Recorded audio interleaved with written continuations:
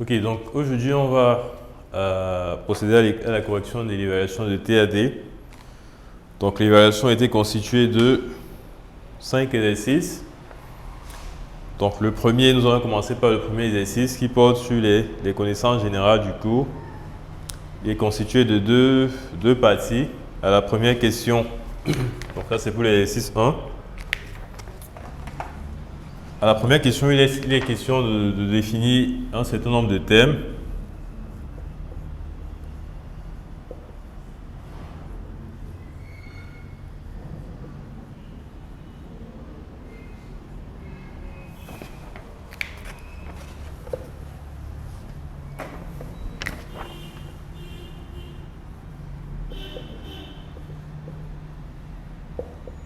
Et le premier thème à définir, c'est algorithme.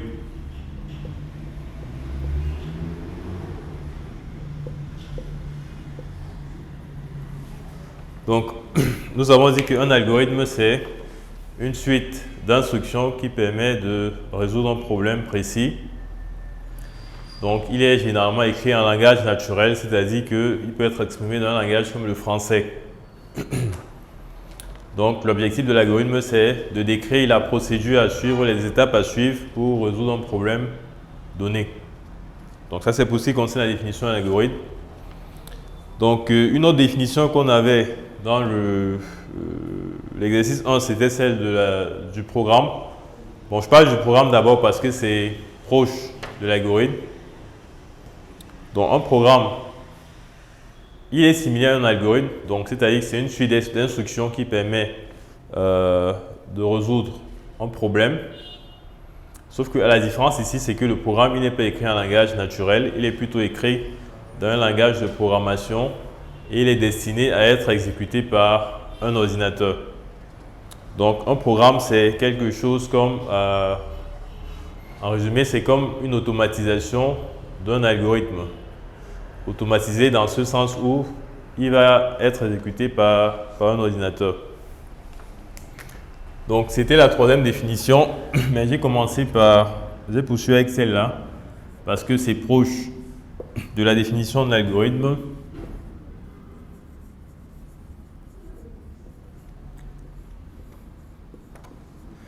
Donc, sinon, la deuxième définition à donner, c'était celle de pointeur.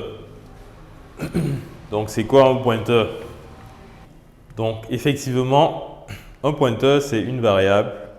C'est un type de variable particulier. Et c'est quoi la particularité des pointeurs? Donc, c'est une variable qui est destinée à contenir des adresses. Donc, c'est une variable qui est destinée à contenir des adresses d'autres variables et qui va nous permettre de manipuler ces autres variables indirectement. Donc, je peux déclarer une variable et à partir du moment où je crée un pointeur qui pointe vers cette variable-là, je peux manipuler la variable pointée à partir de mon pointeur, à partir du pointeur que j'ai associé à cette variable-là, en lui affectant l'adresse de la variable. Donc, la définition déjà, c'est qu'un pointeur, c'est une variable qui est destinée à manipuler des adresses. Donc, elle va permettre de manipuler indirectement les variables dont elle contient l'adresse. Donc, ça, c'est pour ce qui concerne la définition du pointeur. Et pour ce qui concerne le fonctionnement des pointeurs, je disais que le pointeur, il va être déclaré comme toute variable puisque c'est d'abord une variable.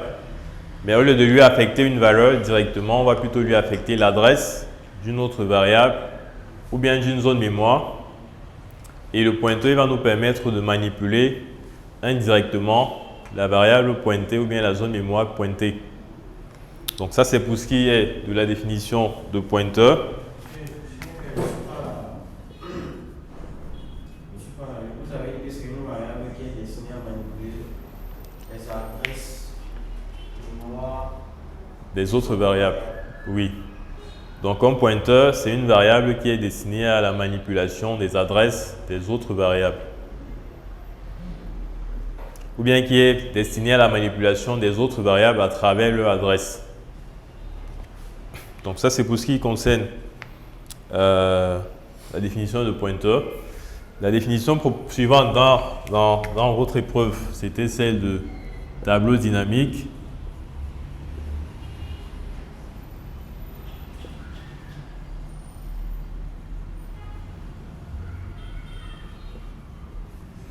Donc, c'est quoi un tableau dynamique? Monsieur, je pense qu'un tableau dynamique, c'est un tableau qui est statique. Statique, c'est carrément l'opposé des dynamiques. Hein? Monsieur, dans un tableau dynamique, c'est un tableau qui n'a pas de fin. Pas qui n'a pas de fin. Donc, pour parler de tableau dynamique, il faut d'abord parler de la notion de tableau. D'accord? Donc, un tableau, c'est un type de variable qui permet de manipuler plusieurs éléments. Donc, généralement, dans certains langages, en tout cas, les tableaux ont une taille fixe. Donc, lorsqu'on déclare le tableau, on définit sa taille. Par exemple, je peux déclarer un tableau de C entier, la taille de ce tableau c'est 5. Et cette taille-là ne peut pas changer. Ça, c'est un tableau simple. C'est ça qu'on peut appeler un tableau statique ou bien un tableau constant. Et maintenant, par opposition donc, à cette définition, les tableaux dynamiques, ce sont des tableaux qui ont une taille dynamique. C'est-à-dire que la taille n'est pas constante. Donc, elle peut être changée, elle peut être définie pendant l'exécution du programme. Parce que normalement, lorsqu'on déclare un tableau, c'est à la déclaration qu'on fixe sa taille. Mais dans le cas des tableaux dynamiques, justement, la taille n'est pas fixée. Donc, elle peut être une variable, c'est-à-dire qu'on peut par exemple demander à l'utilisateur, donnez-moi la taille du tableau que vous voulez créer. Et on crée ce tableau dynamiquement. C'est pour ça qu'on parle de tableau dynamique. Il y aura une fin. Le fait est que la taille du tableau, c'est ça qui est dynamique. Donc, la taille, c'est une constante, c'est aussi un entier, c'est-à-dire qu'une valeur limitée. Par exemple, ça peut être 10. Comme un tableau constant, il peut aussi avoir la taille 10. Mais la différence, c'est que dans le cas des tableaux constants, c'est lorsqu'on les déclare qu'on fixe leur taille. Pendant tout le reste du programme, cette taille ne change pas. Alors que pour le cas des tableaux dynamiques, on les déclare sans préciser leur taille. Et c'est quand on connaît déjà combien d'éléments on veut manipuler qu'on initialise donc dynamiquement le tableau avec cette taille-là. Donc quand on dit dynamique, ça ne veut pas dire que la taille est infinie. C'est simplement pour dire que la taille là, elle est définie. Elle n'est pas définie à l'avance, quoi. Comme c'est le cas pour les tableaux constants. Donc elle est définie quand on sait déjà le nombre d'éléments qu'on veut manipuler. On peut par exemple faire un programme où on demande à l'utilisateur combien d'étudiants il veut enregistrer. Et connaissant déjà ce nombre-là, on crée un tableau dynamique pour stocker les informations de ces étudiants.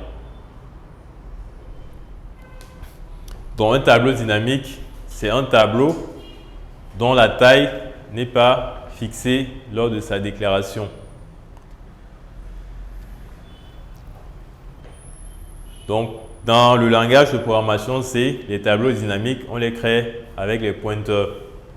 Donc, durant le cours, on a vu qu'un pointeur pouvait être manipulé de la même façon qu'un tableau, à partir du moment où on l'a initialisé avec une taille de plusieurs éléments.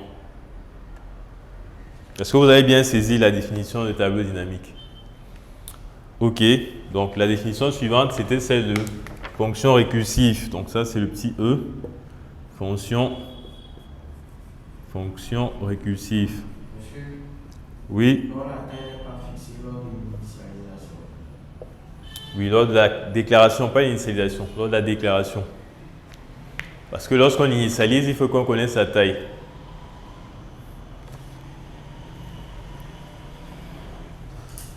Okay, donc la fonction suivante, c'est la définition suivante en fait, c'est la définition de l'expression fonction récursive. Donc c'est quoi une fonction récursive? Donc déjà c'est une fonction. Maintenant c'est une fonction qui est comment? Donc si vous vous souvenez, pendant le cours on en avait parlé et j'avais fait référence aux notions de récursivité dont on a parlé au lycée, donc qui étaient abordées au lycée. Les suites, à travers les suites récurrentes. Est-ce que vous savez c'est quoi une suite récurrente? Donc, Les suites récurrentes Donc, c'est des suites que lorsqu'on les définit, on fait référence à l'élément suivant ou à l'élément précédent. Donc, on fait souvent U de n plus 1 est égal à U de n plus quelque chose ou bien. Donc, on exprime en fonction de. On exprime le suivant en fonction de celui qui le précède. Donc, c'est en cela qu'on parle de récursivité. Bon, mais dans le cadre des fonctions, une fonction qui est dite récursive, c'est une fonction qui s'appelle elle-même. Dans une fonction, généralement, on appelle les autres fonctions, mais c'est aussi possible d'appeler la même fonction à l'intérieur. D'accord? Donc, à partir du moment où dans une fonction, on appelle la même fonction là, ça devient ce qu'on appelle une fonction récursive.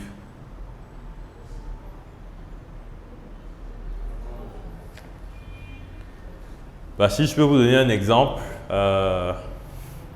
parfois il y a des problèmes qui ont une définition récursive, comme la suite de Fibonacci ou bien,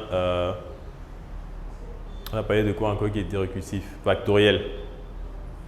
Donc quand on calcule le factoriel, on dit souvent factoriel de n est égal à n multiplié par le factoriel de n-1. Donc à partir du moment où on peut exprimer le problème de manière récursive, on peut écrire une fonction qui va le résoudre de manière récursive aussi. Donc voilà un exemple de cas où on peut écrire une fonction récursive. Et ça va ressembler à quelque chose du genre, on aura factoriel. Ça va prendre un paramètre, un entier, n.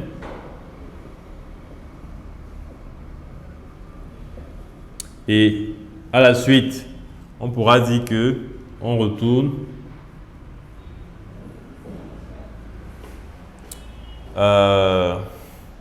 bon.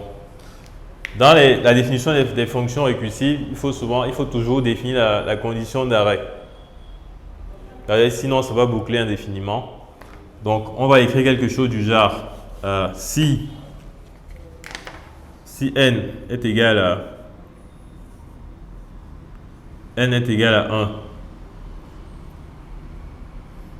alors retournez 1, sinon retournez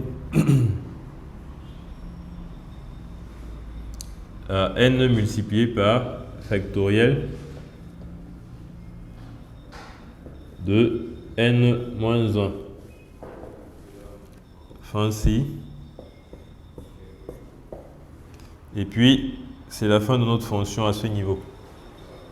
Donc, ce qui rend cette fonction récursive, c'est le fait que dedans, on appelle la fonction factorielle qu'on est en train de définir. Exactement comme ça a été donné dans la fonction, dans la définition du factoriel, dans la définition récursive du factoriel. Donc, quand vous avez une fonction à l'intérieur de laquelle on appelle la même fonction, c'est que c'est une fonction récursive.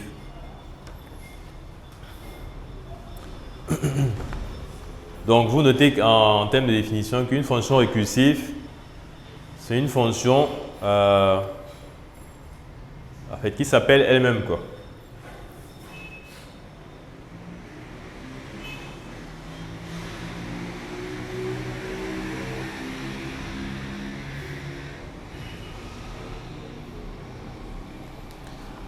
Ok, donc la définition suivante, c'est celle de structure de données. C'est quoi une structure de données?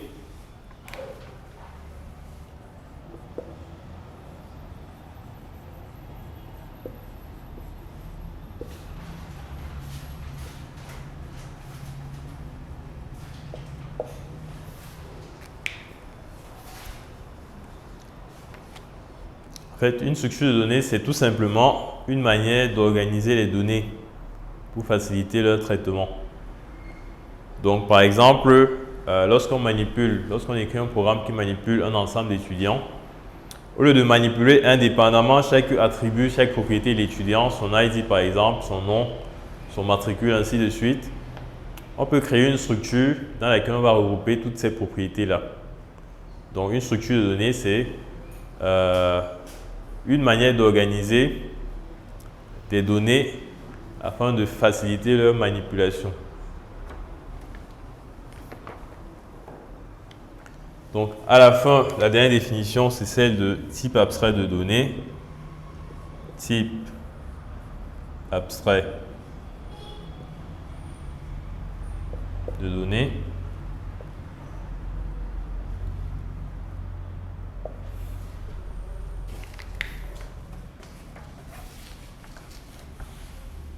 Donc, c'est quoi un type abstrait de données? L'élément et l'ensemble d'opérations qui permettent de manipuler ces mêmes éléments aussi.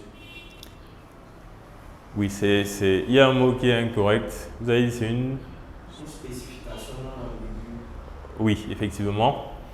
Donc, un type abstrait de données, c'est une spécification non ambiguë d'un type de données et des opérations de base qui permettent de manipuler ce type de données. C'est ça un type abstrait de données. Donc, généralement, lorsqu'on implémente un type abstrait de données, on va se servir d'une structure pour représenter le type abstrait de données et on va implémenter un certain nombre de fonctions qui correspondent aux opérations permettant de manipuler cette structure. Donc ça, c'était pour le volet définition des termes.